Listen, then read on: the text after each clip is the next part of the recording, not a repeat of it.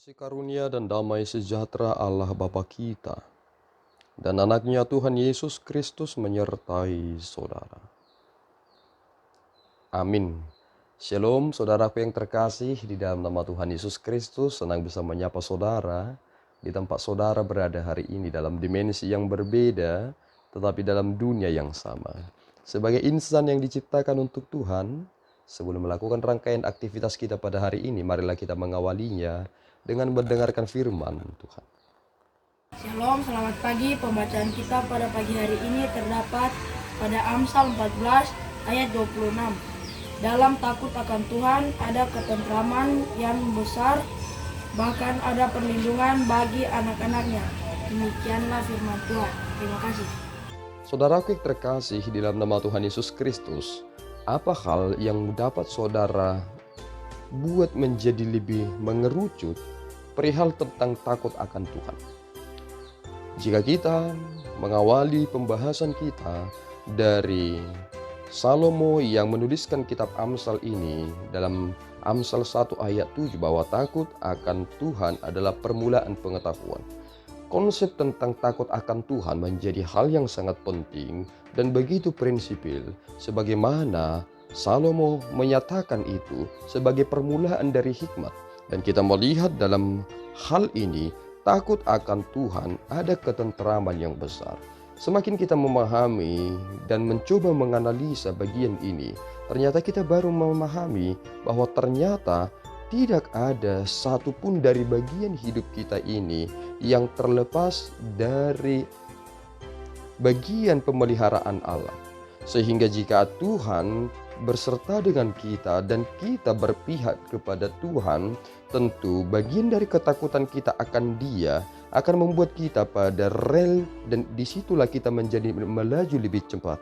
Jika sebuah kereta api berada di dalam relnya, maka ia sekencang apapun berjalan dia akan aman di rel itu.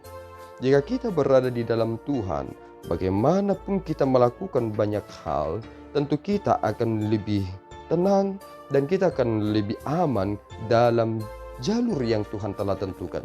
Dan inilah prinsip takut akan Tuhan.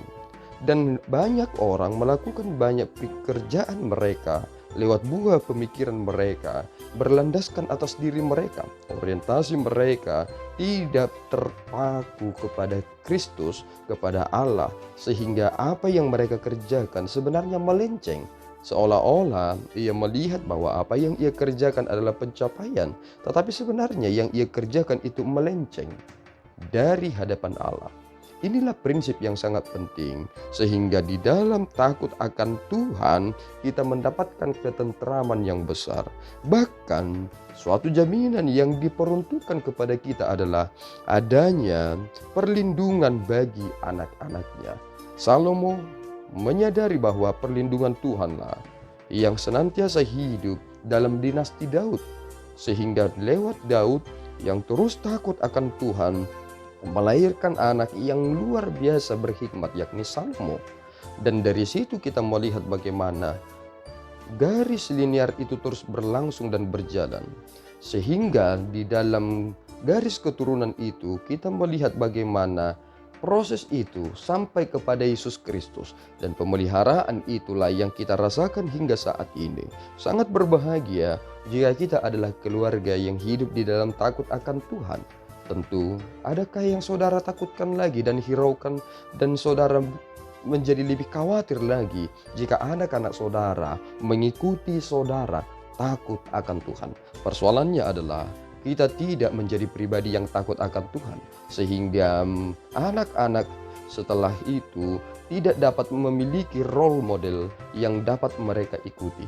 Oleh karena itu saudaraku yang terkasih, saudara akan diam dengan aman dan tentram hanya di dalam rasa takut akan Tuhan. Kita tidak lagi melihat sesuatu itu bersifat subjektif semata, tetapi melihat itu secara detail dan lihat bahwa betapa pentingnya memahami hidup itu secara objektif, dan itu bersumber dari takut akan Tuhan.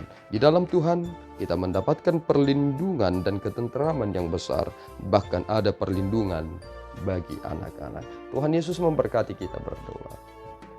Ya Tuhan, kami bersyukur atas berkat-Mu. Terima kasih Bapa atas firman yang boleh kami dengarkan pada saat ini. Kami memuliakan-Mu Bapa. Kami adalah pribadi-pribadi yang Engkau ciptakan.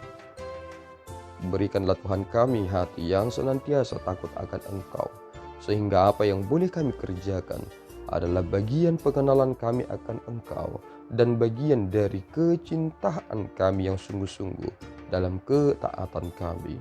Tolong kami ya Tuhan, sehingga kami memuliakan-Mu sungguh-sungguh dan benar. Di dalam Yesus kami telah berdoa dan mengucap syukur. Anugerah Tuhan kita Yesus Kristus, kasih setia Allah Bapa, dan persekutuan Roh Kudus menyertai saudara. Amin. Tuhan Yesus memberkati.